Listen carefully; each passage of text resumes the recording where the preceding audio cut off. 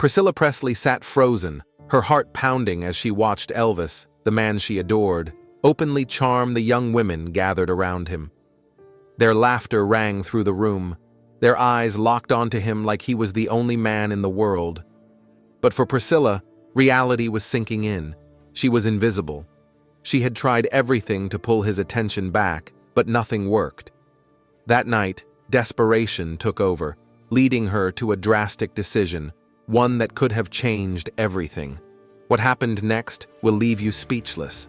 Elvis Presley's Bible study gatherings in the 1960s were anything but ordinary.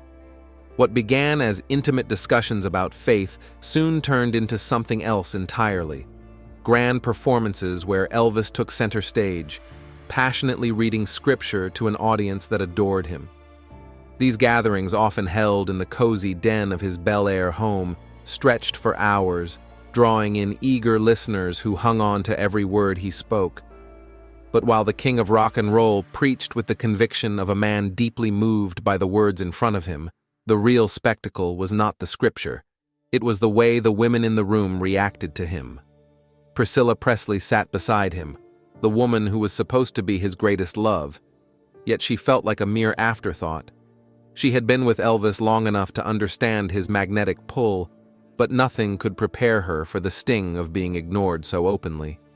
She watched as he basked in the attention of his female admirers, completely wrapped up in their adoration. Every smile, every lingering glance he shared with them was a sharp reminder that, in this moment, she was just another face in the crowd. No matter how close she sat, she felt miles away from the man she had given her entire world to. These weren't just casual fans. These women were disciples, enchanted by Elvis in a way that went beyond mere celebrity worship. Dressed in daringly short skirts and low-cut blouses, they leaned in as he spoke, their gazes locked onto him as if he was the only person in the room, and he knew it. When one of them asked a question, he responded with a charming smirk, sometimes a wink. He even leaned in to whisper compliments, sending shivers down their spines. It was a silent game, one where Elvis played the charismatic leader and these women played the part of willing devotees. But to Priscilla, it was something far more cruel, a betrayal unfolding right in front of her eyes. Then came the moment that pushed her over the edge. The sweet, familiar scent of Chanel No. 5 filled the air, and Elvis turned to one of the young women, his voice smooth as honey. Chanel No. 5. You smell wonderful, he murmured, sending a giggle through the crowd. Priscilla's stomach twisted. She had been wearing that same perfume for years, yet not once had Elvis acknowledged it on her. As she sat there, a forced smile plastered on her face. The realization hit her hard. It didn't matter how much she tried to be everything for him. In that moment, she was invisible, and that was something she could no longer tolerate. Priscilla knew she had to do something, anything, to break through the wall Elvis had put between them. She slipped away from the gathering, her heart pounding with frustration. In their private moments, Elvis had always admired her in a certain way, his gaze lingering whenever she wore something he loved. And she knew exactly what that was. She reached for a tight black dress, one he had always said made her look breathtaking, hoping that this small act would finally turn his eyes back to her. As she adjusted her makeup and let down her hair, she took a deep breath. This would get his attention. This would remind him who she was. But as she walked back into the room, the reality hit her like a tidal wave. He didn't even notice. Not the dress, not her absence, not the effort she had put into making herself look exactly the way he liked. Elvis was still in the same spot, his voice full of conviction as he spoke to his audience, completely wrapped up in his own world. The women leaned in closer, hanging on to every word. When one of them giggled at something he said, he flashed her a knowing smile, one that Priscilla had seen too many times before. She forced herself to sit back down beside him, smiling as if nothing was wrong, nodding along as if she was just another admirer. But inside, she was screaming. The weight of it all pressed down on her, suffocating. No matter what she did, no matter how much she tried, she was being erased right in front of her own eyes. With every wink, every smirk he sent their way, her fury grew, bubbling under the surface until she could barely keep it contained. She clenched her fists in her lap, her mind racing. How much more of this could she take? How much longer could she sit there, pretending she didn't see what was happening? In that moment, she knew. She couldn't. Something inside her snapped, and she realized she had to act, and this time it wouldn't be as simple as changing her dress. Priscilla couldn't take it anymore. The moment she stepped away from the gathering, she felt a lump forming in her throat, a mix of humiliation and anger bubbling over as she stormed into the bedroom. Slamming the door behind her, she leaned against it, her breath shaky, her mind racing. How had it come to this? How had she become so invisible in the eyes of the man who once swore she was the love of his life? The echoes of flirtatious laughter from the other room made it worse, like tiny daggers reminding her that no matter what she did, she was just another piece of furniture in Elvis's world, always there, but never noticed.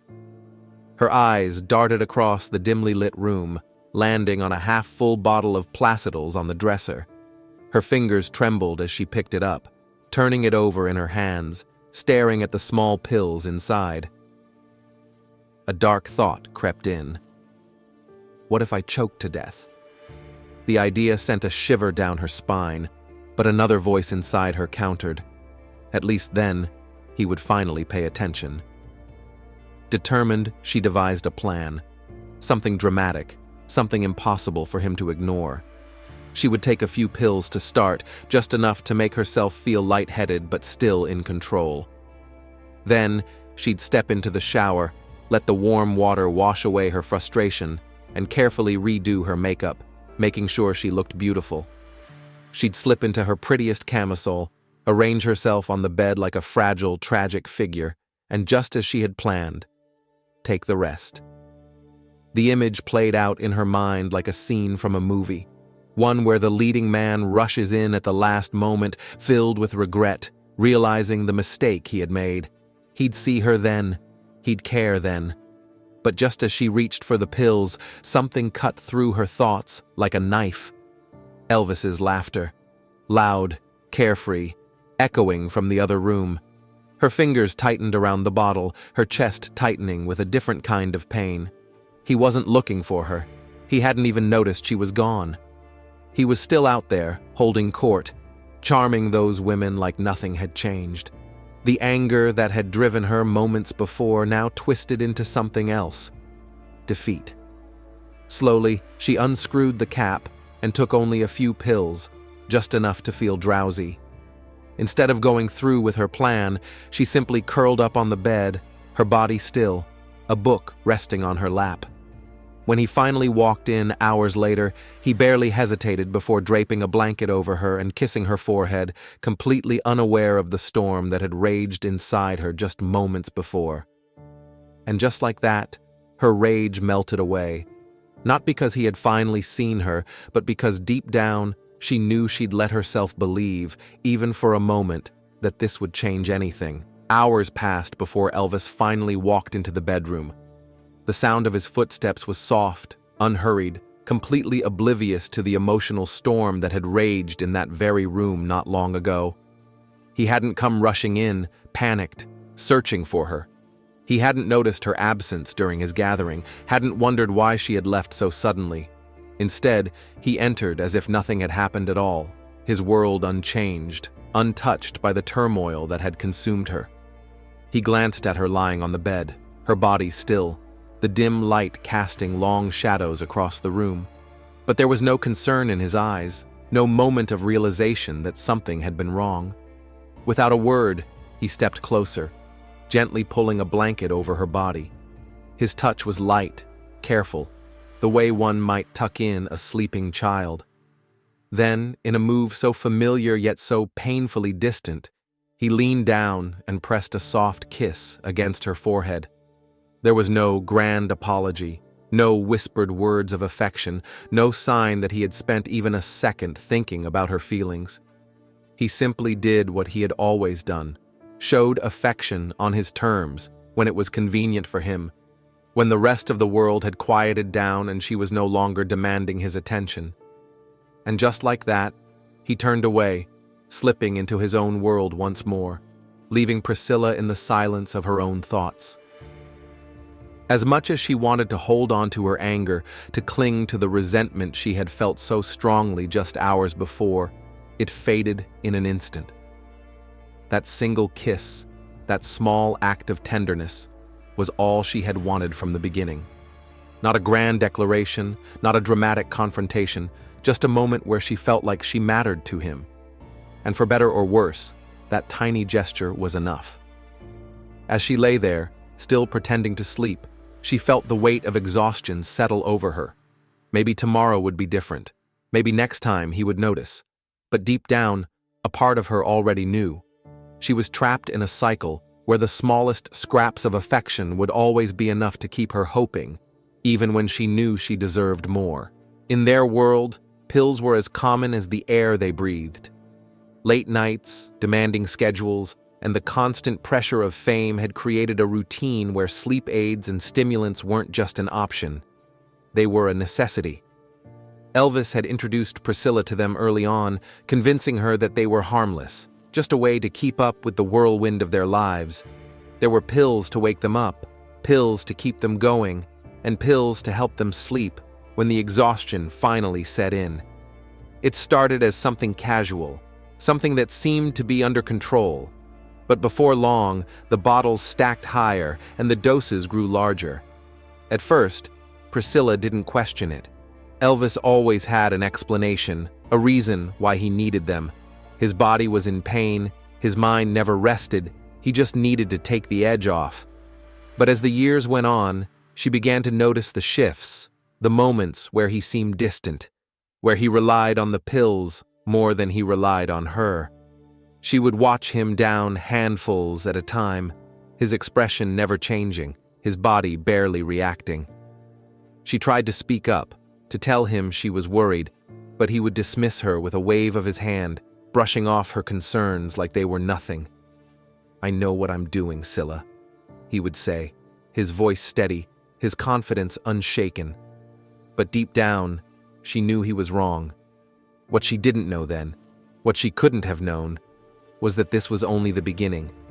The man she loved, the man she had built her life around, was on a path that was slowly, quietly, leading him to a place he could never come back from. The pills weren't just a habit, they were becoming his lifeline, his way of coping with the demons he refused to face. And no matter how much she tried to pull him back, no matter how much she pleaded, the grip they had on him was stronger than anything she could offer. She didn't realize it yet, but the cracks were already forming, the tragedy already set in motion. And by the time she truly understood what was happening, it would be far too late. Priscilla Presley's story is one of love, longing, and heartbreaking sacrifice. She was just a young woman, desperately trying to hold on to a man who was slipping further and further away, caught in a world where she was no longer his priority. No matter how much she tried, how much she changed, or how much she pleaded for his attention, she was always left waiting, hoping for the version of Elvis she had fallen in love with to return. But as time went on, the distance between them only grew wider, and the cracks in their seemingly perfect relationship became impossible to ignore. But this was just one of many heartbreaking moments in their toxic relationship. And what happened next will leave you speechless. The secrets, the betrayals, and the choices that shaped their fate are far more shocking than the world ever knew.